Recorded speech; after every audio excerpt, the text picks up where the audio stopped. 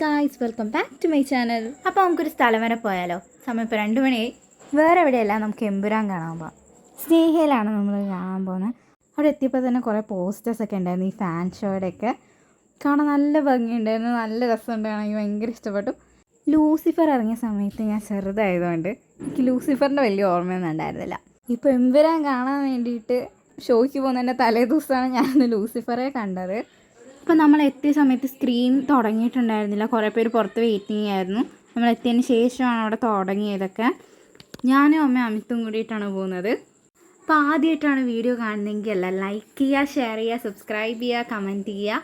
അപ്പോൾ നമ്മൾ നമ്മുടെ സീറ്റിലിരുന്നു, അവിടെ സ്ക്രീനിൽ വെൽക്കം ഒക്കെ എഴുതി കാണിക്കുന്നതേ ഉള്ളൂ.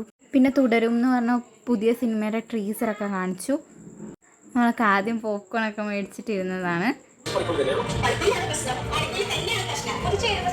അപ്പോൾ ലൈറ്റൊക്കെ ഓഫ് ചെയ്ത് സിനിമ സ്റ്റാർട്ട് ചെയ്യാൻ സമയമായി. ടൈറ്റിലൊക്കെ എഴുതി കാണിച്ചു.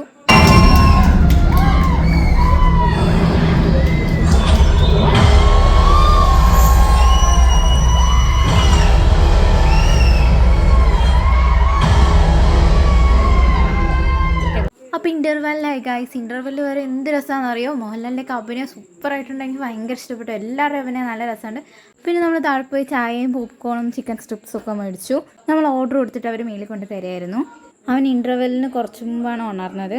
അപ്പോൾ ഗൈസ് സിനിമ കഴിഞ്ഞു. സിനിമ നല്ല സൂപ്പർ സിനിമയായിരുന്നു. എല്ലാവരുടെയും അഭിനയവും ലുക്കും ഒക്കെ സൂപ്പറായിട്ടുണ്ട്, എനിക്ക് ഭയങ്കര ഇഷ്ടപ്പെട്ടു. അത് തിയേറ്ററിൽ വന്ന് കണ്ടാലേ ആ ഒരു സൗണ്ട് എഫക്റ്റൊക്കെ കൂടി സൂപ്പറായിട്ടുണ്ടാവുള്ളൂ.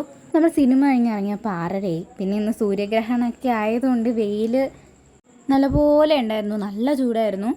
അപ്പോൾ ഗൈസ് ഇത്രേ ഉള്ളൂ. വീഡിയോ എല്ലാവർക്കും ഇഷ്ടമാണെന്ന് വിചാരിക്കുന്നു. ബൈ.